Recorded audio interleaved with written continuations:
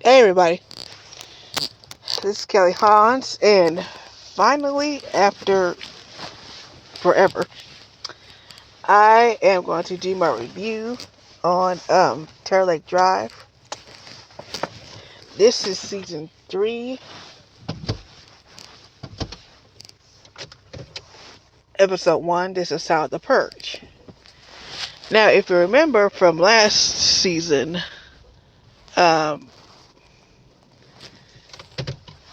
BFM was in basically a war with the police. We start off with it being flashbacks.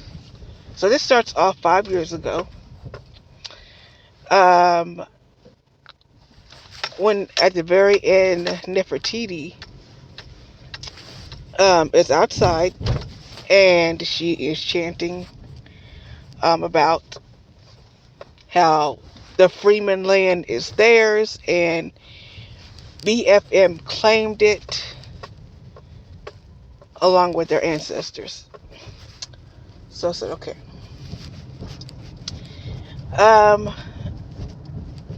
We switched to a group of armed, we'll call militants at this point, BFM militants. And the police is at their front door, basically. Basically, they've been squatting at the apartments. No one lives there anymore. After the riots happened in the second season, no one lives at the apartments anymore. It's vacant. The police was there. I guess someone called over a disturbance. So they go over there. One of the girls, I think her name was Claire, who was part of the BFM movement. She kept saying that history was repeating itself. Now, we're not sure how and for another, but the main thing is, what I find hard to believe, Nefertiti is missing. There's no telling how long this woman is missing. Not only is this woman missing, she's pregnant. Now, usually with any organization I think of, they would at least say that the girl's missing or the woman's missing. She's pregnant with the child, she's missing, put up some posters, something. But they never did.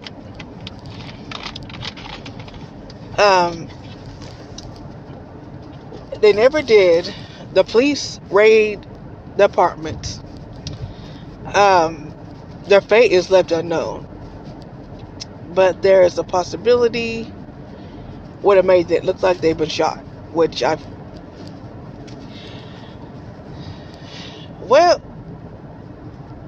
find it hard to believe, because most of the people that was in the apartment, the BFM members, had guns.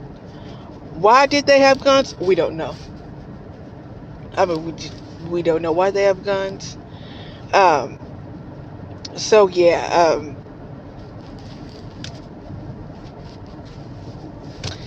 we go to present day. We meet, if I can remember her name, Janice. I believe that's her name. Now her husband's name, until I can find his name, I don't call him Scott, because right now I forgot his name, and it is almost 11 o'clock at night, so he's gonna be Scott tonight. So Janice and Scott are together. Janice has 2 kids, Sarah and Jacob. Both Scott and Janice have they're teachers in Georgia.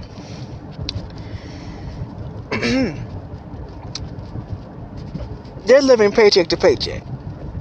And I can kind of see why, because I looked up the salary, because they work at Augusta, Georgia. So I decided to look up what's the salary, and it's $2,000, give or take. $2,000. That's not even after taxes. So yeah, they're living paycheck to paycheck.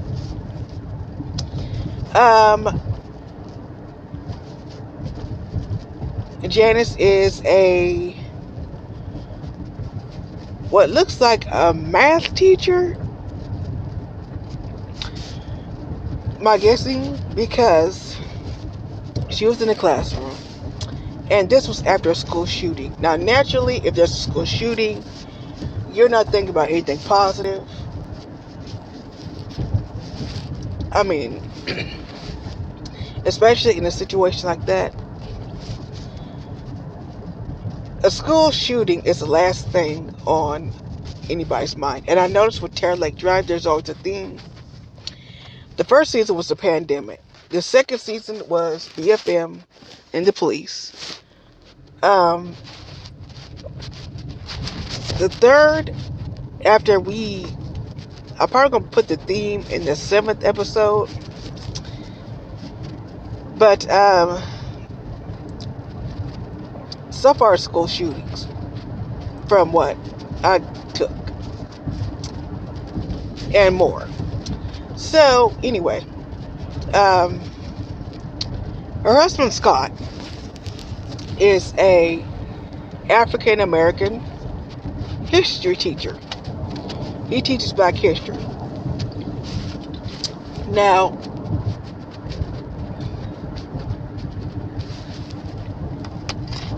give or take, I'm kind of iffy, because I have had one white teacher teach Black history, and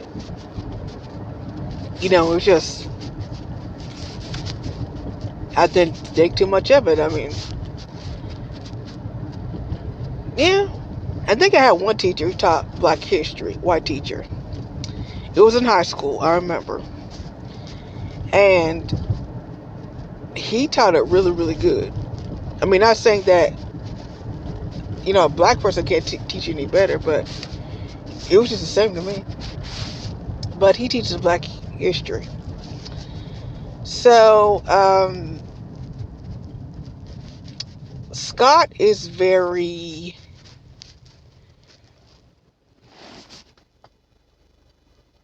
how the hell can I put this? He's very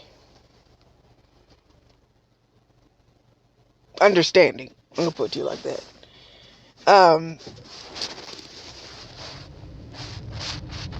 You can tell he kind of listens, but to me, he also has that stubborn side. Like, okay, so for example, Summer School is coming. So Janice is driving. At this point, we learned that her husband dies. Medical bills is piling up like crazy, and she is trying to figure out some way to pick up some odd jobs to at least pay some of the medical bills down.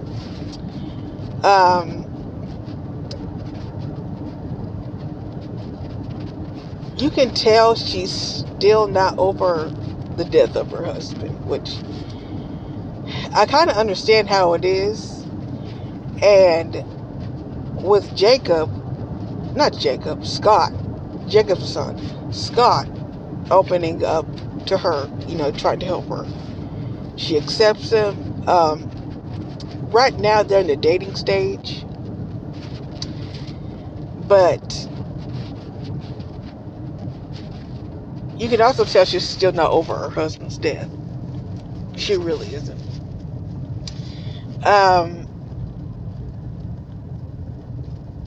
I really like the dynamic between Scott and Janice, but because you can kind of tell it's not cringy. When most movies do, like, I know another movie as an example, Something New. You ever seen Something New? Something New is basically where um, a black woman dates out a white man, and it talks about the turmoils of them both. That's real good. Cringy is Malibu's Most Wanted. That's cringe. This is a perfect example of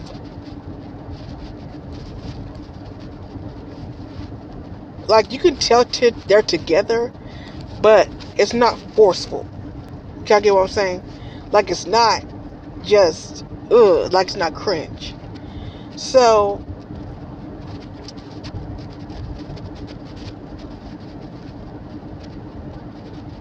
they meet a man whose name is Mr. De Salantis, whatever his name is. This fool had the grand idea to call Janice in the middle of the night. After dinner, they had jerk chicken. It was good. Da, da, da, da. So this man called Janice and declared that she is going to inherit land from her grandfather, who is a bishop. Somebody. We're going to call him Bishop because I don't know his name. We're going to call him Bishop. And she needs to inherit the land. She thinks it's a scam because naturally there's a lot of scammers. But basically, Mr. De Salantis Kane, because to be honest, this man is, I don't know if he's a lawyer. We don't know. The only thing we do know, the man is annoying. This man, first of all, instead of introducing yourself over the phone, or at least knock on the door and introduce yourself. At least you send this other man in the middle of the night, in the middle of Georgia, out of all places, and had a man give her grandfather's will. So she ignores it. She said, I need time. The kids, Sarah and Jacob, are excited. Okay? So basically while all that's going on, the kids are excited because they think they're going to be rich. They're going to get a stipend for at least $3,000 a month.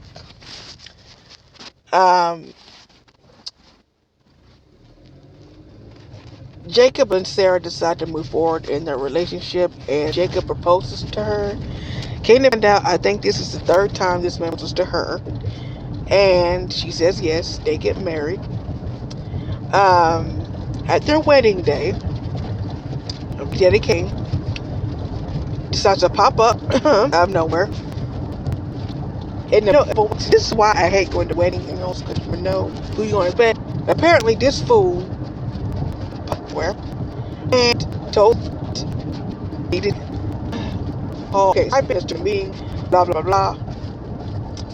The kids are excited because they think they're gonna be rich.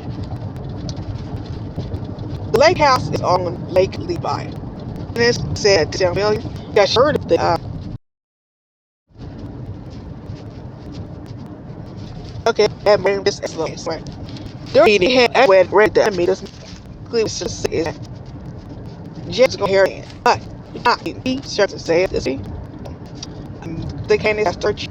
So she from found the he must one on the now the Scott Jam. So the here land also. That's the thing I was thinking about.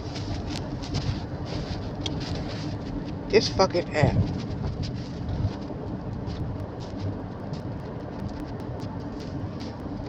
Okay, anyway. So do their children inherit the land also if they have kids? Or is it going to be one of the things where it's just like going full of it? I don't know. But so we get to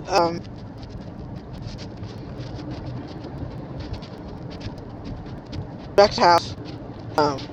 Scott is confirmed iffy. about the whole thing, but they agreed to it. So basically, this is going to be summer vacation. Like the gossip. So they get in the car on their way to their destination, which is a beautiful house, lake house, gorgeous. And turn around and they decide, they're the only mixed race family or blended family at this. And that's really the end of the episode. Um, so far I like the episode, and I actually enjoyed it, to be honest. Stay tuned for season 2. What I say, season 2, episode 2. Um, I loved it. I really did love it. I'm looking forward to see more last season. I want to see what happens. But anyway, episode 2 will be tomorrow. I will talk to you guys later. Thank you guys so much. If you like this, please like it. Subscribe. Be safe. Be careful. Bye bye.